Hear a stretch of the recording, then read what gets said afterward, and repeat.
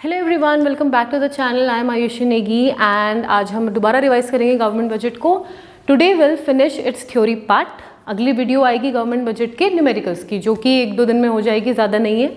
आज कंप्लीट कर लेते हैं इसका थ्योरी पार्ट। देखो, आइडेंटिफाई रेवेन्यू एक्सपेंडिचर और कैपिटल एक्सपेंडिचर कल भी हमने करा था, बट ये और एग्जाम्पल्स हैं। अब आपको आइडेंटिफाई करना है इन सारे में से कि कौन सा रेवेन्यू है और कौन सा कैपिटल है।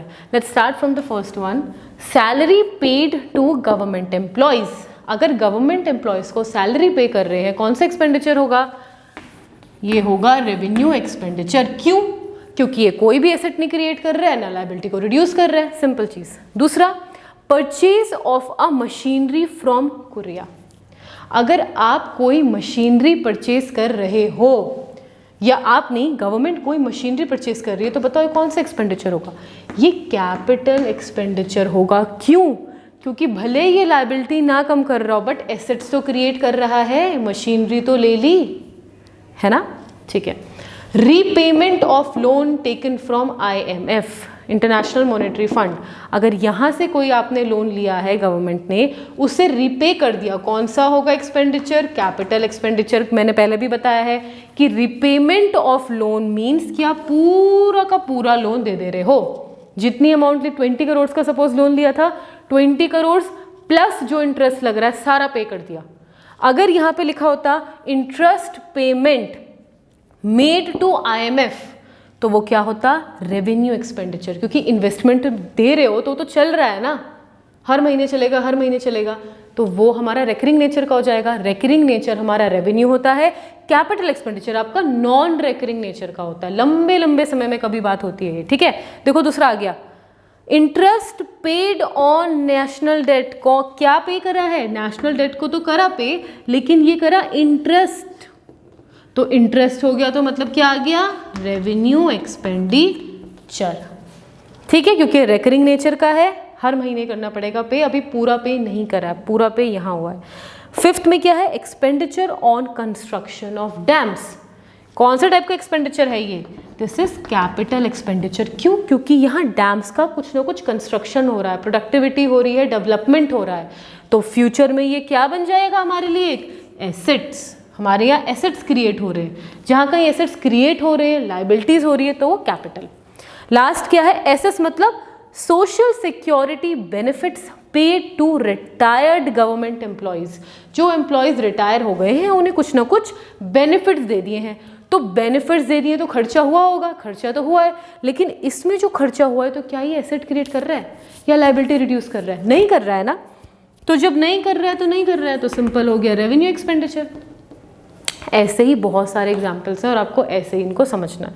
अब दूसरा क्वेश्चन देखते हैं। Now next question is, what are the implications of a large revenue deficit. अब क्या आ गया? Revenue deficit. हमने रिवाइज कर लिया था प्राइमरी डेफिसिट, अब रेवेन्यू डेफिसिट भी कर लेते हैं। रेवेन्यू डेफिसिट क्या होता है? किसी भी टाइप का डेफिसिट मीन्स लॉसेस। तो क्या हो रहा होगा? Revenue expenditure minus revenue receipts. That means receivings कम है और एक्सपेंडिचर मिल कम रहा है और खर्चा ज्यादा हो रहा है, इसी वजह से तो लॉसेस हो रहे हैं।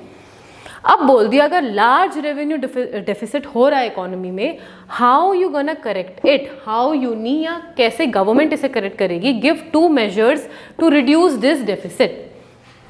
तो सबसे पहली चीज देखो, खर्चा ज्यादा हो रहा है ना, तो खर्चे को कर दो कम। दैट मीन्स पहला तो यही मेजर होगा इसका कि गवर्नमेंट शुड रिड्यूस एक्सपेंडिचर, है ना, खर्चा कम कर दो। दूसरा मेजर क्या होगा? कि government should increase revenue. Revenue के जो सोर्सेज है उनको जनरेट करो, ज़्यादा ज़्यादा रेवेन्यू लो, रेवेन्यू को इंक्रीज करो और खर्चा कम करो। या फिर इसको नहीं इंक्रीज कर पा रहे हो तो इसी को कम कर लो, ये कम हो जाएगा तो ये अल्टीमेटली ये ज़्यादा हो जाएगा। कुछ भी करो पर ये दोनों ही करो, और तभी हमारा ये करेक्ट हो पाएगा। क्यों? अगर एक्सपेंडिचर ज़्यादा करेगी गवर्नमेंट तो एक्सपेंडिचर और बड़ा हो जाएगा। माना रेवेन्यू एक्सपेंडिचर इज 10, रिसीविंग्स इज 5, कितना आ गया RD? 5। अगर एक्सपेंडिचर और ज़्यादा कर रही है, दैट मीन्स 10 से हो गया 20 और रिसीविंग्स अभी कुछ नहीं है 5, तो कितना हो गया ये RD? 15। दैट मीन्स अगर खर्चा ज़्यादा होता जाएगा तो डेफिसिट ज़्यादा होता जाएगा, जो कि अच्छी बात नहीं है। ठीक है। सो यही करना है आपको, गवर्नमेंट को नॉर्मली अपना एक्सपेंडिचर रिड्यूस करना है और अगर हो सके तो रेवेन्यू को अप कर दो। क्लियर। सो क्वेश्चंस देखो, चीज़ कितनी सिंपल है बट कितने बड़े बड़े क्वेश्चंस दिए रहते हैं ऐसे ऐसे घुमाने के लिए। आपको कंफ्यूज नहीं होना, बिल्कुल प्रैक्टिकली सोचना है।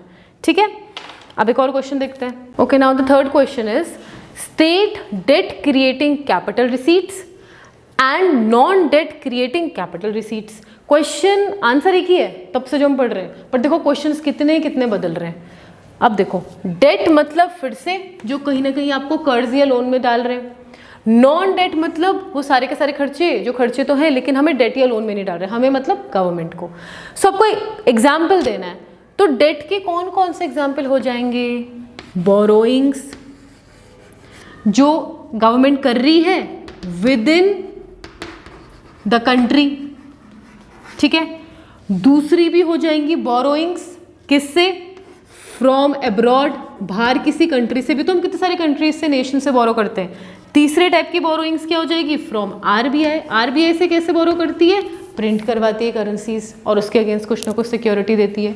तो अगर इतने टाइप की बोरोइंग्स कर रही है तो डेट ही तो क्रिएट कर रही है। और कोई भी ऐसा एक्सपेंडिचर या कोई भी ऐसी एक्सपेंडिचर नहीं, कोई भी ऐसी रिसीविंग्स जो गवर्नमेंट को मिल रही है पर वो लायबिलिटी क्रिएट कर रही है, उसी को तो हम कैपिटल बोलते हैं। या फिर एसेट्स को रिड्यूस कर रही है, अगर एसेट्स को रिड्यूस करेगी तो वो नॉन डेट हो जाएगा ना। नॉन डेट मतलब लायबिलिटी, कर्ज तो नहीं क्रिएट कर रही, लेकिन ये नॉन डेट का मतलब एसेट्स को ये क्या कर देगी? रिड्यूस। सो डेट में तो क्या आया कि जितनी जितनी तरीके की बोरोइंग्स है वो एक तरीके से लायबिलिटी क्रिएट करेगी। नॉन डेट में क्या आ जाएगा? सिर्फ दो ही तो आएंगे, एक आएगा डिसइन्वेस्टमेंट और एक आएगा रिकवरी ऑफ लोन्स। डिसइन्वेस्टमेंट मतलब कोई चीज़ बेच दी, उससे पैसा मिल गया, रिसीविंग्स आ गई लेकिन एसेट्स कम हो गई। रिकवरी मीन्स किसी को लोन दिया था, उसने वापस दे दिया, पैसा आ गया, रिसीविंग्स आ गई लेकिन फिर से एसेट्स क्रिएट हो गई, एसेट्स रिड्यूस हो गई। सो यही सारी चीज़ें हैं, क्वेश्चन बस अलग अलग तरीके से बनेंगे। ठीक है, अब देखते हैं एक last question. Okay, now the last question is, इस टाइप के क्वेश्चन भी आपके पास आ सकते हैं स्टेटमेंट फॉर्म के।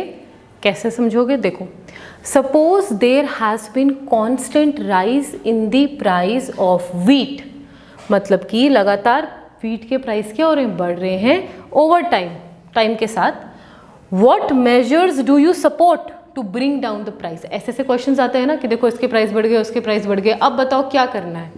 तो क्या करना है गवर्नमेंट के पास? तो बहुत सारी चीज़ें हैं। पहली चीज़ है सब्सिडी प्रोवाइड करना, that government can give subsidy on this wheat. जैसे सिलेंडर में मिलती है कि अगर देखो व्हीट महंगा हो रहा है और ये तो नेसेसिटी गुड है भाई, व्हीट तो चाहिए हमारे सर्वाइवल के लिए, कंजम्पशन के लिए, तो क्या करो, व्हीट के प्राइस को थोड़ा सस्ते में आप दो। सस्ते में ऐसा दोगे कि वो कंज्यूमर को तो सस्ते में मिलेगा बट जो रिमेनिंग अमाउंट है, जो एक्चुअल राइज है प्राइस का, वो गवर्नमेंट पे कर देगी। सपोज 50 का मिलने लग गया है व्हीट आपको और इतना अफोर्ड नहीं कर पा रहे हैं लोग, तो ये तो नेसेसिटी गुड है, तो गवर्नमेंट विल से कि चलो कुछ नहीं होता, आप इसको 35 में कर लो, राइट। जो रिमेनिंग 15 रुपए हैं this government will pay as a subsidy. तो आप सब्सिडीज दे दो, मतलब गवर्नमेंट कैन गिव सब्सिडीज। दूसरा क्या हो सकता है कि सब्सिडी भी अगर नहीं देना, सब्सिडी एक्सपेंडिचर भी नहीं करना, then government can ensure the availability of wheat at fair price shop. Term देखो, फेयर प्राइस शॉप, क्या हुई ये चीज? फेयर प्राइस शॉप क्या हुआ? फेयर प्राइस शॉप मतलब जो व्हीट का रेट यहाँ चल रहा है वो इस शॉप पे कम मिलेगा। दैट मीन्स, देखा है आपने राशन कार्ड वाले जो लोग होते हैं वो जाते हैं ना, नॉर्मल स्टोर्स में नहीं जाते, वो उनके पास राशन कार्ड होता है, बहुत सारी कंडीशंस होती हैं जो फॉलो करनी पड़ती है तभी आपको राशन कार्ड मिलता है। तो फेयर प्राइस शॉप में मीन्स गवर्नमेंट वो सारे नेसेसिटी गुड्स कमोडिटीज इस शॉप में अवेलेबल करवाएगी at a reasonable rate, but उसके लिए आपको अपना राशन कार्ड लेके जाना पड़ेगा, right. So fair price shop means वो सारी शॉप्स जहाँ पे राशन कार्ड वगैरह यूज होता है and you can get the commodity at a reasonable rate. तो या तो सब्सिडी दे दो या फेयर प्राइस शॉप में उस व्हीट को प्रोवाइड करा दो। थर्ड चीज क्या होगी? Government can also use it's buffer stock. ठीक है, बफर स्टॉक क्या चीज हुई? Buffer stock means government starting में ही जो भी हार्वेस्टिंग वगैरह होती है ना, जहाँ पे भी मेनली बफर स्टॉक किसका मेंटेन होता है, ग्रेन्स का ही मेंटेन होता है। जैसे वीट का हो गया, राइस का हो गया, मेज़ का हो गया, या कोई भी फूड आइटम्स का जिनके प्राइसेस फ्यूचर में अगर बहुत ज़्यादा बढ़ जाए या बहुत कमी आ जाए उनकी, जैसे प्याज वगैरह का भी बहुत महंगे हो जाते हैं ना, कि वहाँ से इम्पोर्ट नहीं हो रहा है, यहाँ से इम्पोर्ट नहीं हो रहा है, तो गवर्नमेंट इनका स्टॉक मेंटेन करके चलती है कि इन फ्यूचर में अगर मेरे को रिलीज़ करना पड़े तो मैं बफर स्टॉक से निकाल के प्रोवाइड करा दूंगा मार्केट में। क्योंकि अगर किसी चीज़ की कमी हो जाए और लोग बहुत ज़्यादा हो जाए उसे खरीदने वाले, तो ऑटोमेटिकली प्राइस तो बढ़ेगा ना।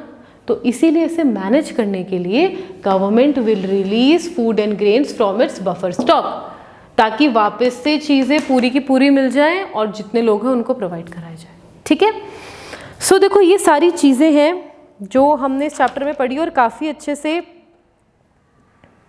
समझी हैं। अब इससे बहुत सारे क्वेश्चंस फ्रेम हो सकते हैं, बट आपको क्या करना है, अपनी अपनी अंडरस्टैंडिंग बिल्ड करनी है। मैं चाहूँ तो इसे और डिटेल में बता सकती हूँ कि बफर स्टॉक क्या है। वे बेसिकली जो गवर्नमेंट होती है ना, गवर्नमेंट ने एक ऑर्गेनाइजेशन बनाई है, food corporation of India, FCI। So FCI का काम ही है कि जब भी कोई हार्वेस्टिंग हो रही है अपने पास एक अच्छा खासा स्टॉक मेंटेन कर लो गवर्नमेंट, फिर इन FCI से परचेज करके रख लेती है अपने पास ऐसा बफर स्टॉक। इतना डिटेल अभी के लिए नहीं है, बट अगर पढ़ लोगे तो कोई हार्म भी नहीं है ना। तो यही सारी चीज़ें इस गवर्नमेंट बजट में। अब इसमें सिर्फ रह जाते हैं न्यूमेरिकल्स। तो न्यूमेरिकल्स हम 2 दिन लगेंगे करने में, बाकी गवर्नमेंट बजट कंप्लीट हो जाएगा। Then will start with our money and banking. आज के लिए बस इतना ही। अगर आपको वीडियो अच्छी लगी है प्लीज़ लाइक कर दो, सब्सक्राइब कर दो, लिंक सारी डिस्क्रिप्शन बॉक्स में है, और पढ़ो और रिवाइज करो। Till then bye bye.